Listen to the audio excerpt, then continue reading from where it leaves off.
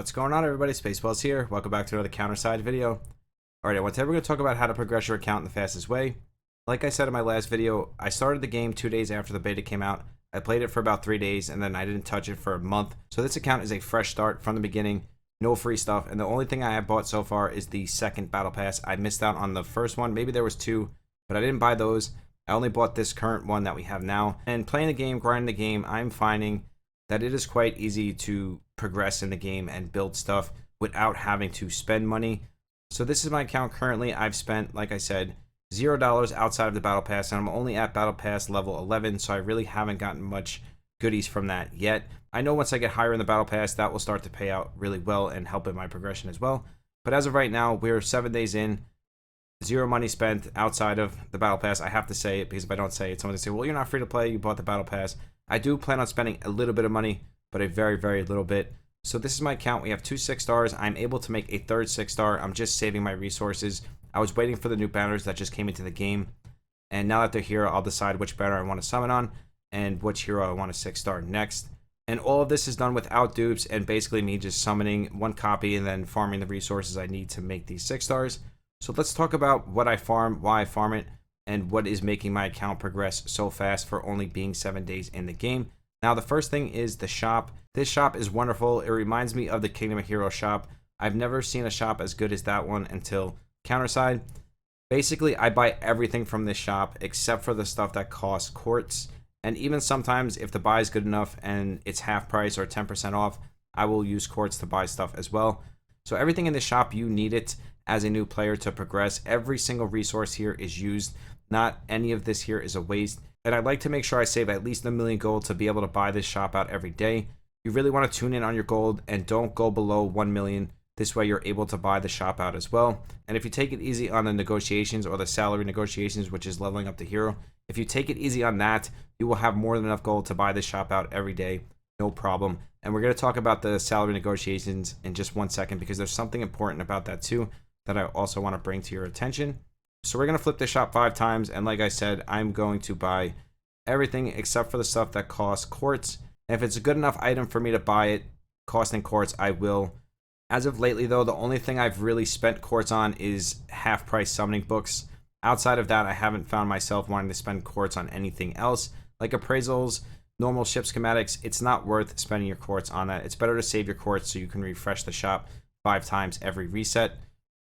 And again, everything else here is worth the buy because it only costs gold. And if you're saving your gold, you're going to have more than enough gold to be able to do this every single day, 5 times a day. Now, these are the bread and butter, 10% off these APT cores.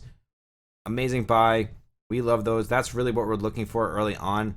You guys will see as you're building your characters, the red cores become so valuable and not so easy to get. I mean, they're easy to get, but only a certain amount per day.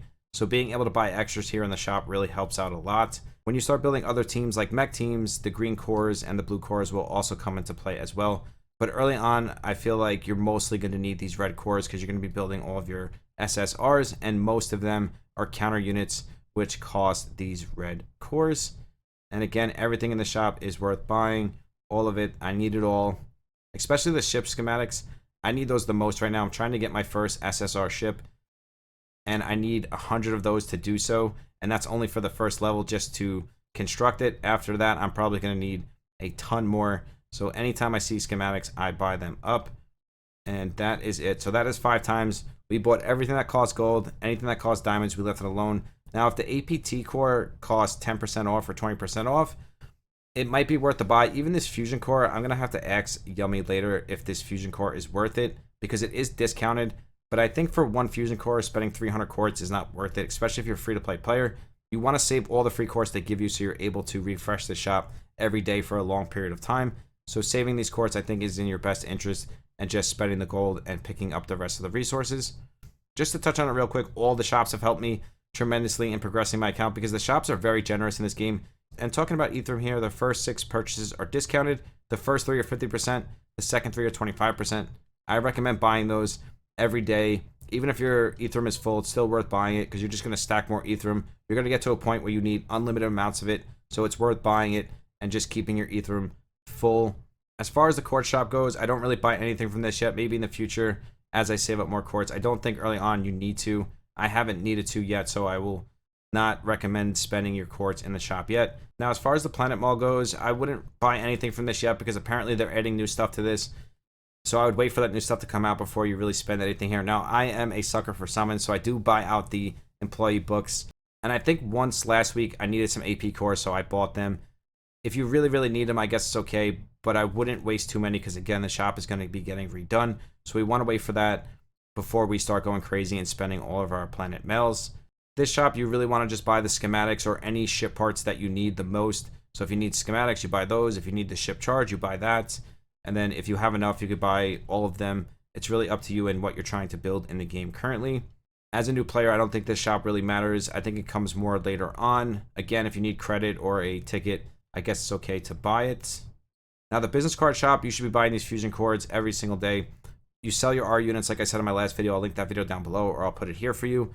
You're going to need these fusion cores to go from level 100 to level 110. And I also buy the APT cores as well. You should buy those first as a new player, and then once your heroes are 6-starred, you won't need those as much anymore. You're still going to need them, but not as much. And then you could switch over and buy the fusion cores. Before the week is over, I'll buy the rest out.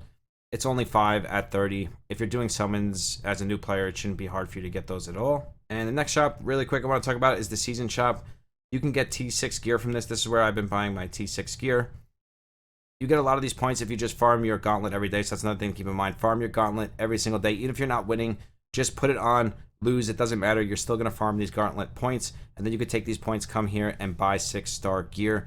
Really helped me out a lot. Even if you're not ready for RTA or you're not looking at it anytime soon, still do it. Get your points, come here, buy your T6 gear. It will help you a lot. So the shop has helped me 1,000,000%. The shops in this game are fantastic, and it really helps early game progression. You're going to live in those shops as a new player.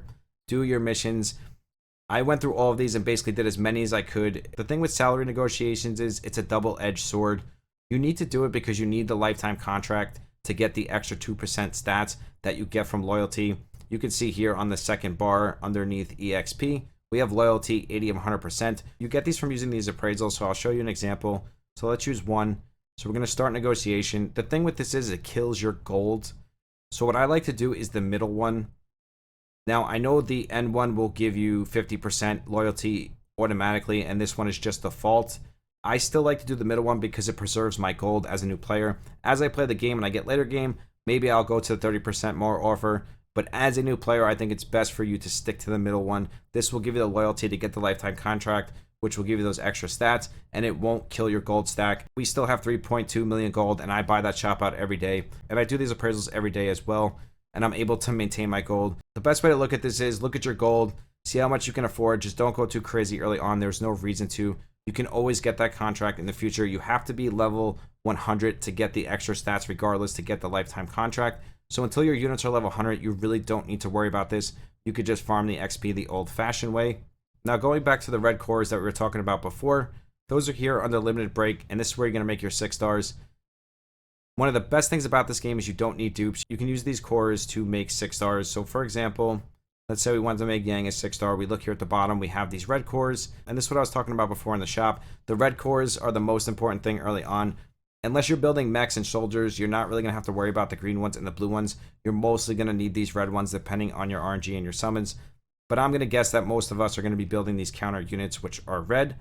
And just to go over what I said in the last video, use these resources until you get to a level 100. Once you get to a level 100, you could start using dupes because it will replace those fusion cores, which are a lot more expensive and a lot harder to get.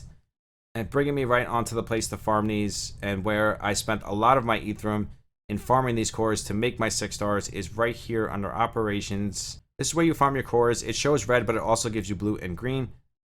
So if you need to make 6 stars or you're short just a few, you can come here and farm this over and over again. It allows you to repeat the operation. So if you hit prepare to operate, you can click right here on repeat operation. You can spend as much Ethereum as you want. If you want to whale out, that's up to you. And again, I've done this basically all free to play, and I'm working on my third 6-star now. You see we have enough to make our third 6-star now. Like I said, I'm just waiting to see what that 6-star is going to be. For me, the red cores is the biggest bane of my existence as a new player in Counterside. The rest of it, you can just farm at your own leisure. And again, if you need SSRs, you can come here. Like Ryan is a fantastic unit. You can come here and farm him as well. Then you can farm your molds. I don't think gear matters as much for your first week or two, but after that, you're going to start really breaking into the gear side of things, which will be our next video that I make after this one, because that's where the progression is taking me. And again, as far as the main story goes, always grind this as much as you can. Go back and forth between the main story and the side story. And now the next place I find myself currently is under free contract. Tonight on Twitch, I'm going to start grinding this even more so, because now I'm at the point where I need gear because I'm making a ton of 6 stars. I have a bunch of units leveled up, and now I need gear for these 6 stars, and this is where you're going to find that. So now I'll probably move here for the next week of my progression, and this will get me the gear I need to move forward. The way I kind of look at it is one thing at a time. So the first thing is the cores, making the 6 stars. The next thing is the gear. And then after that, we'll see where the counter side progression takes us. Now, the next thing I want to talk about is the world map. This is very important. The thing is, if you use your main team in some of these situations, not all of them, some places you can, but some places you can't.